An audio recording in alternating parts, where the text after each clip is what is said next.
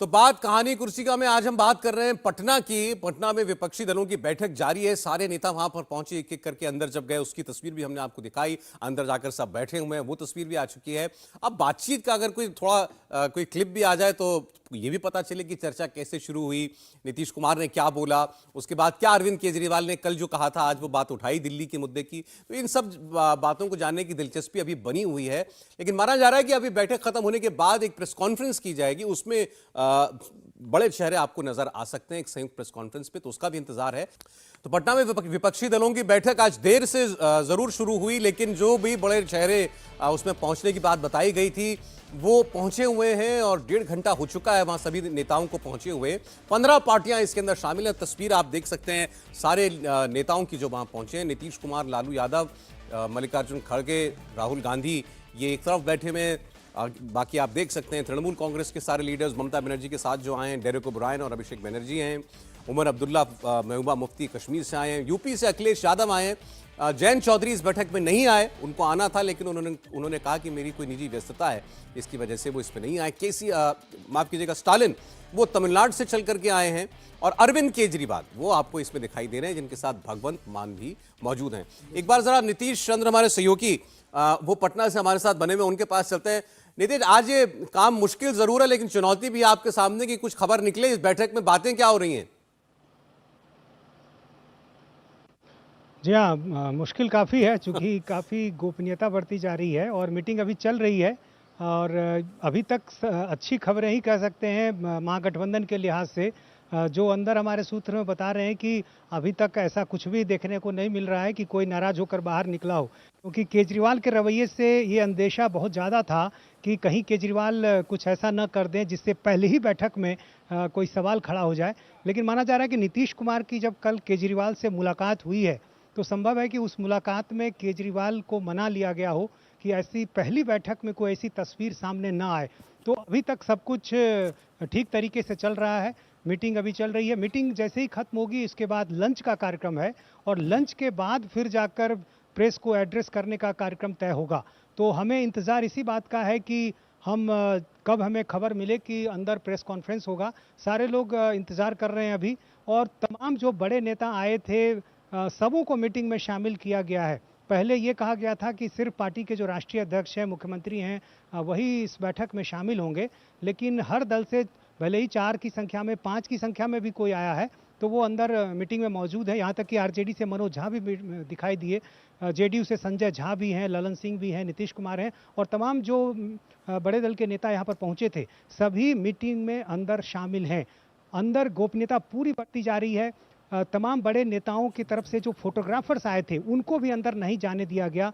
राहुल गांधी के फोटोग्राफर से लेके तमाम वो फोटोग्राफर एक जगह बैठे हुए हैं। उन सबों को उम्मीद थी कि शायद थोड़ा वक्त उन्हें भी मिलेगा, लेकिन किसी को अंदर जाने नहीं दिया गया। सिर्फ जो बिहार सरकार की तरफ से जो एक फोटोग्राफर था उसको ही अंदर जाने की इजाज़त मिली, उसी ने फोटो बनाया और उसको जारी किया गया है। तो गोपनीयता पूरी बढ़ती जा रही है, कहीं कोई खबर लीक ना होने पाए इसका पूरा ख्याल नीतीश कुमार रख रहे हैं। पहली बैठक है, बैठकों का दौर आगे भी जारी रहेगा, लेकिन इस पहली बैठक में क्या कुछ हुआ इसको लेकर अब देखना है कि प्रेस कॉन्फ्रेंस में क्या कुछ आधिकारिक तौर से कहा जाता है। लेकिन जो कुछ और दूसरी बातें हुई होंगी शायद उन बातों को अभी छिपा कर रखने की कोशिश होगी। कोशिश तो उनकी हो सकती है, क्या पता इन्हीं नेताओं में से कोई निकल करके सारी बात बता ही दे जब बैठक खत्म होती है। बहरहाल ये मीटिंग तो जारी है और कांग्रेस पार्टी को इस बैठक से बड़ी उम्मीदें भी हैं। कांग्रेस के सांसद प्रमोद तिवारी ने कहा कि मोदी सरकार ने सिर्फ तोड़ने की सियासत की है और इसी से निजात दिलाने के लिए यह बैठक हो रही है। 2024 में बड़ा बदलाव होगा। सर, तमाम लोग बैठे हैं। आपकी पार्टी की तरफ से भी मल्लिकार्जुन खड़गे साहब और राहुल गांधी उस बैठक में मौजूद हैं। तमाम राजनीति के दिग्गज विपक्षी पार्टियों के वहां मौजूद हैं। लेकिन क्या खाका 2024 में एकजुट का तैयार हो पाएगा? देखिए, ये पार्टियां अकेले नहीं चाहती, जनता का मूड है। जनता चाहती है कि इस समय महंगाई, बेरोजगारी, जिस तरह से प्रजातंत्र और प्रजातांत्रिक संस्थाएं, संवैधानिक संस्थाएं, किसानों का न्यूनतम समर्थन मूल्य नहीं हो रहा है, सरकार को 5 साल मौका दिया, 10 या पर 15 लाख नहीं मिला, 20 करोड़ रोजगार नहीं मिला, तो ये जन आकांक्षा है और उस कसौटी पर हर विपक्षी दल का कर्तव्य है कि विकल्प दे।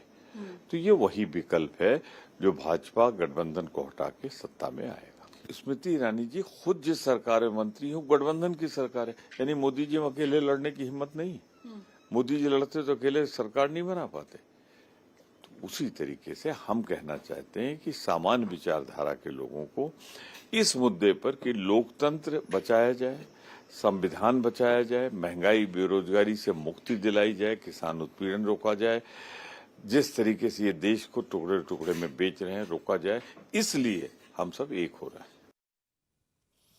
कांग्रेस पार्टी के नेता की बात आपने सुनी, अब जरा बीजेपी के एक लीडर को भी सुनिए, शाहनवाज हुसैन। वो ये कह रहे हैं कि पटना में ये जितने लोग इकट्ठा हुए हैं, ये मुंगेरी लाल के हसीन सपने लेकर पटना आए हैं। इनका ख्वाब कभी पूरा होने नहीं जा रहा, क्योंकि 2024 में प्रधानमंत्री तो मोदी जी बनेंगे। इस मीटिंग को आप किस तरह से देखते हैं? पटना में ये सब इकट्ठे हुए हैं, हाथ आपस में मिलाएंगे, इनके दिल मिले हुए नहीं हैं, इन सब के दिल में मुंगेरी लाल के हसीन सपने पल रहे हैं।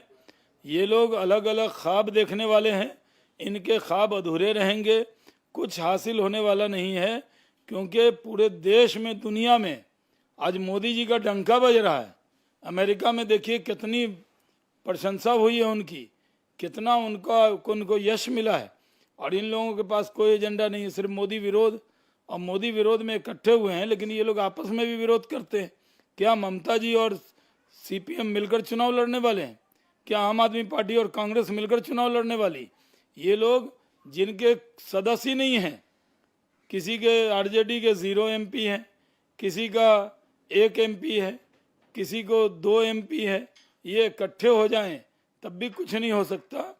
2024 में नरेंद्र मोदी जी फिर बड़ी ताकत से जीतेंगे और प्रधानमंत्री बनेंगे।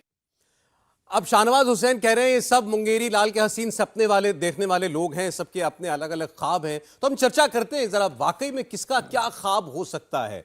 राहुल गांधी का ये एम्बिशन हो, उनका एक ख्वाब हो कि मैं प्रधानमंत्री बनूं, ये होगा भी और होना भी चाहिए, इसमें कोई गलत नहीं है भाई, आखिर वो कांग्रेस पार्टी के लीडर है। उनके अलावा आपको कौन सा इस पार्टी पिक्चर में वो नेता लगा जिसने ये सपना पाला हुआ है?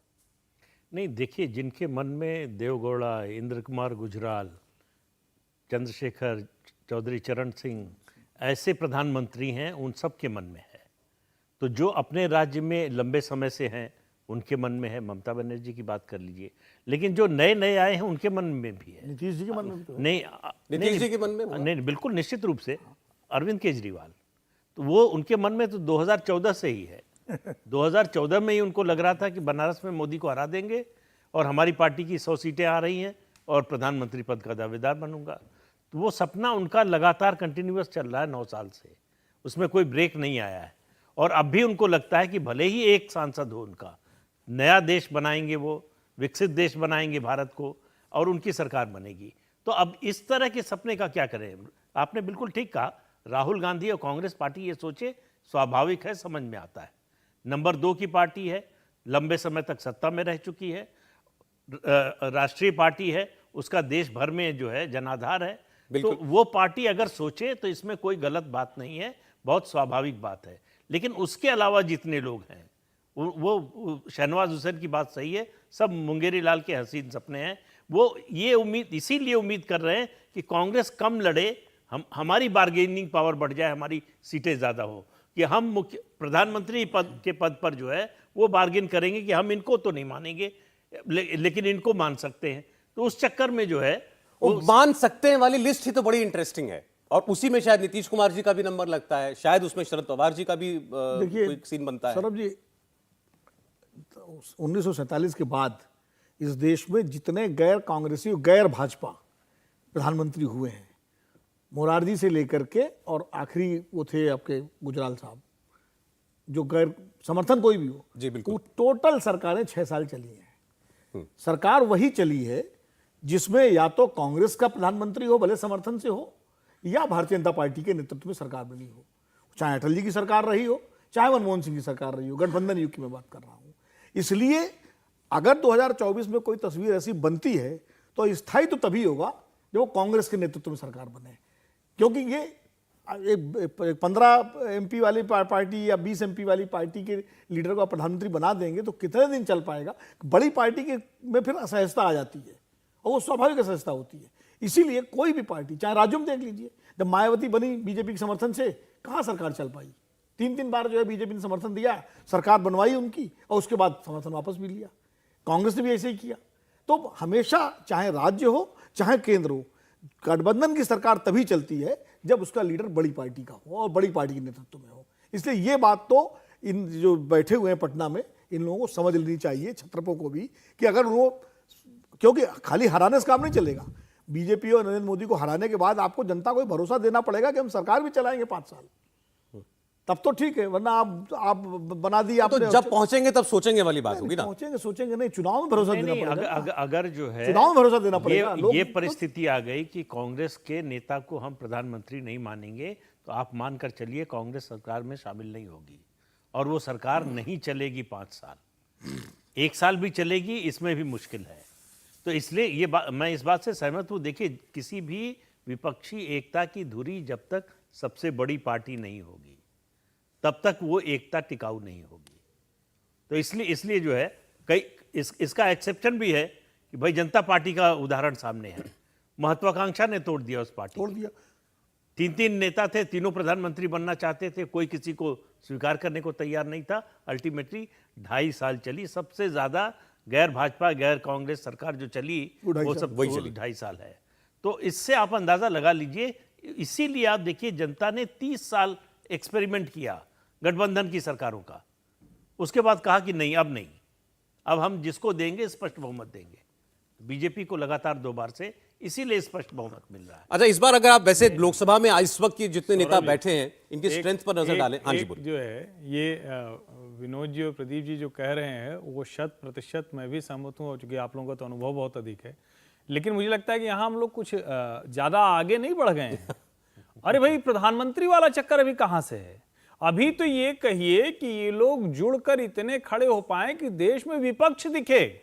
अगली जो लोकसभा बने उसमें मुख्य विपक्षी दल के लिए जो नियम कानून कायदे हैं 10% वाला वो बना रहे। जबरदस्ती किसी को विपक्षी नेता के नाते ये खड़ा न करना पड़े। अभी तो असली लड़ाई वो है। लेकिन उसमें भी मैं मानता हूं, इस बात से मैं सहमत हूं कि उसकी धुरी कांग्रेस को ही होना पड़ेगा। अगर कोई और बाहर से कहेगा कि हम कांग्रेस के बिहाफ पर बात कर रहे हैं तो वो बात बनेगी नहीं, बिगड़ेगी। महत्वाकांक्षाओं का टकराव ज्यादा खतरनाक होगा। अब महत्वाकांक्षाएं देखिए किस किस बुनियाद पर हो रही हैं। कांग्रेस पार्टी की हमने बात की, अभी हर्षवर्धन जी ने कहा कि विपक्ष का नेता होने लायक भी क्या आंकड़ा आ पाएगा। 2 बार से तो नहीं आ रहा, 52 सीटों पर कांग्रेस पार्टी रह गई। उसके बाद जो सबसे बड़ा नंबर लोकसभा सीटों का किसी पार्टी के पास है तो वो स्टालिन साहब की पार्टी है, डीएमके। उनके पास 23 लोकसभा सांसद है। तो नंबर 1 राहुल गांधी की पार्टी, जिनके पास 52 लोकसभा सांसद है। नंबर 2 स्टालिन, जिनके पास 23 है। नंबर 3 ममता बनर्जी, जिनके पास 22 लोकसभा सांसद हैं। और फिर आते हैं उद्धव ठाकरे। तो अब अभी देखिए, सब डबल डिजिट वाली पार्टियां जो हैं उसमें 20 के ऊपर ही रह गए। नहीं, अब तो नीतीश कुमार होंगे। क्योंकि उद्धव वाला तो एक नाथ के साथ चल। अच्छा, हाँ, उसके हिसाब से तो अब जो है नीतीश कुमार ऊपर आ गए। तो मतलब 20 के ऊपर आप गणना करें तो केवल ममता बनर्जी और स्टालिन, 2 पार्टियां हैं जिनके पास सांसद हैं कांग्रेस के बाद। लेकिन महत्वाकांक्षा सबकी उतनी बड़ी है। महत्वाकांक्षा तो केजरीवाल साहब की है, जिनका एक सांसद है। तो महत्वाकांक्षा पे तो मान के चलते ना, मैं एक सांसद है लेकिन 20 हो सकते हैं। नहीं, महत्वाकांक्षा पर संविधान में कोई रोक नहीं है। कोई टैक्स है। आप कुछ भी बनने की महत्वाकांक्षा कर सकते हैं, आपके पास कुछ हो या ना हो। लेकिन सवाल ये कि 1 का 20 तो हो सकता है, लेकिन 2 चुनाव तो लड़ चुके आप, 1 का 10 भी नहीं हुआ, तो 20 कैसे हो जाए? देखिए, 4 से असंभव तो कुछ नहीं होता राजनीति में, लेकिन उसके होने का कोई आधार होता है, कोई परिस्थिति होती है, कोई मुद्दा होता है। मोदी के खिलाफ पूरे विपक्ष के पास मुद्दा क्या है, सिवाय इसके कि हमको परेशान कर रहे हैं, हमारे खिलाफ सेंट्रल एजेंसियों का, जांच एजेंसियों का दुरुपयोग कर रहे हैं जी। यही तो मुद्दा है। इसके तो हमको इस जांच से बचाइए, हमको मोदी के इस अत्याचार से बचाइए, इसलिए मोदी को हटा दीजिए। अच्छा, देवेंद्र फडणवीस भी इसी बैठक पर टिप्पणी कर रहे हैं इस वक्त, सुनते हैं। वो वहां जाकर अपना कार्ड बना पाएगा और ये सारी चीजों का पूरा खर्चा ये केंद्र सरकार हमको दे रहा है। इसके साथ साथ केंद्र सरकार ने हमको इंफ्रास्ट्रक्चर तैयार करने के लिए एक 3000 करोड़ रुपया अलग से दिया है हमने आज मंत्री जी से निवेदन किया कि हमने इसमें जो प्रोजेक्ट सबमिट किया है वो करीब 6000 करोड़ का है। तो मंत्री जी ने हमको आश्वस्त किया है कि आप अगर समय पर पैसा खर्च करोगे तो जितना पैसा आप मांगोगे उतना भारत सरकार आपको देगी। तो मुझे ऐसा लगता है कि इसके कारण हम हेल्थ इंफ्रास्ट्रक्चर तैयार करने में भी बहुत तेजी से काम कर पाएंगे। इसके साथ साथ ये जो को ब्रांडेड कार्ड है इसको भी तेजी से लोगों तक पहुंचाने का प्रयास हमारा होगा और हम प्रयास करेंगे कि अगस्त के महीने में कम से कम 1 करोड़ लोगों को हम ये को ब्रांडेड कार्ड दें। उनके बयान का वो हिस्सा हम कोशिश करते हैं कि आपको सुनाएं। हालांकि देवेंद्र फडणवीस ने कुछ दिनों पहले पार्टी के अध्यक्ष जेपी नड्डा साहब की मौजूदगी में कहा था कि आप निश्चिंत रहिए महाराष्ट्र को लेकर, क्योंकि माना जाता है कि जो महाविकास आघाड़ी है उसकी वजह से महाराष्ट्र की चुनौती बड़ी कठिन हो गई है भाजपा के लिए। उन्होंने कहा था कि 2019 में जितनी सीटें आई थी उससे बढ़ाकर एक आपको देंगे, एक सीट घटने नहीं देंगे। तो उनके ऊपर भी बड़ी जिम्मेदारी है महाराष्ट्र रूप से बड़ी जिम्मेदारी है। वो सिर्फ मुख्यमंत्री नहीं है, भारतीय जनता पार्टी के सबसे बड़े नेता है महाराष्ट्र में। और महाराष्ट्र में जिस तरह का प्रयोग हुआ एकनाथ शिंदे को तोड़ करके और बीजेपी की से और शिवसेना गुट जो शिंदे है उनकी सरकार बनाने का, उसमें देवेंद्र फडणवीस की बड़ी भूमिका रही है। तो निश्चित रूप से वो ये आश्वासन दे रहे हैं, लेकिन ये है कि अब देवेंद्र फडणवीस के सामने दोहरी चुनौती है। एक चुनौती तो उनकी है जो उन्होंने आश्वासन दिया है नड्डा जी को कि किस तरह, दूसरा उनको एक चुनौती एकनाथ शिंदे भी दे रहे हैं, जो पोस्टर लगे थे जिस तरह से वो भी सामने है। तो आंतरिक रूप से भी अंदर ऐसा है सब कुछ ठीक ठाक है उनके और शिंदे के बीच में, वो भी एक चुनौती है। तो और इधर उनकी उम्मीद शायद थोड़ा अजीत पवार को लेकर के भी बढ़ रही होगी।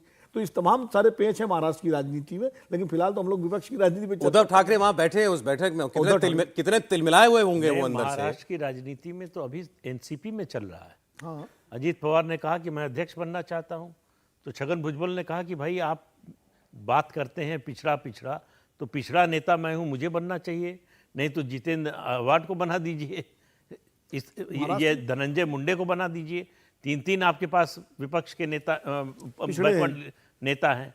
तो वहां लड़ाई जो है वो परिवार की खुल गई है। जो बंटवारा शरद पवार ने किया था, उनको लगा था कि बड़ा स्मूथ जो है ट्रांजिशन हो गया पावर का, वो वैसा हुआ नहीं है।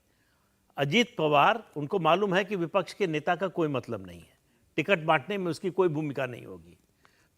टिकट बांटेगा जो पार्टी का अध्यक्ष होगा या शरद पवार, उसके अलावा किसी की ज्यादा चलेगी नहीं। ये तो ये हाल के महाराष्ट्र के घटनाक्रमों ने क्या बीजेपी की टेंशन कम किया महाराष्ट्र को लेकर के? नहीं, देखिए महाराष्ट्र में 2 तरह की परिस्थिति है। एक है लोकसभा चुनाव की, दूसरी लोकसभा के नजरिए से पूछा। हाँ, विधानसभा में बीजेपी को बड़ी मुश्किल है इस आघाड़ी के कारण, लोकसभा में नहीं है। आप लोकसभा में देखिए, शरद पवार पार्टी उन्होंने बनाई 99 में, 24 साल होने जा रहे हैं। मैक्सिमम जो जीत सके हैं 9 सीट 2004 में, उससे ज्यादा कभी नहीं जीत पाए। तो और कांग्रेस पार्टी वहां बहुत खराब हालत में है। उद्धव ठाकरे की पार्टी टूट गई है। और लोकसभा की बात होती है तो लोग नरेंद्र मोदी को देखते हैं, फिर वो शिंदे को या देवेंद्र फडणवीस की तरफ नहीं देखते हैं। तो वो जो फर्क है, उनको मालूम है कि शरद पवार या उद्धव ठाकरे या कांग्रेस से अशोक चौहान, पृथ्वीराज चौहान, ये प्रधानमंत्री नहीं बनने जा रहे हैं। तो प्रधानमंत्री कौन बनेगा ये लोगों की नज़र में होता है, तो इसलिए बड़ा फर्क पड़ जाता है। इसीलिए आप देखिए बीजेपी को जो वोट मिलते हैं विधानसभा और लोकसभा में, उनमें बड़ा अंतर दिखाई देता है। इसी वजह से कि उसमें प्रधानमंत्री का अपना वोट जुड़ता है जी, जो उनकी पार्टी के ऊपर होता है। लेकिन विधानसभा में ऐसा नहीं होता। लोगों को मालूम है कि यहाँ नरेंद्र मोदी तो आएंगे नहीं मुख्यमंत्री बनने, सरकार तो कोई और चलाएगा, तो उस हिसाब से लोग वोट देते हैं। चलिए, तो पटना की लेकिन इस बैठक पर निगाह तो है सबकी। उम्मीद है कि खबर भी जल्द मिले वहां से, और अगर कोई प्रेस कॉन्फ्रेंस होती है तो उसमें कौन कौन नेता बैठते हैं ये भी देखना होगा। एक ब्रेक के लिए हमें रुकना पड़ेगा, लौटते हैं।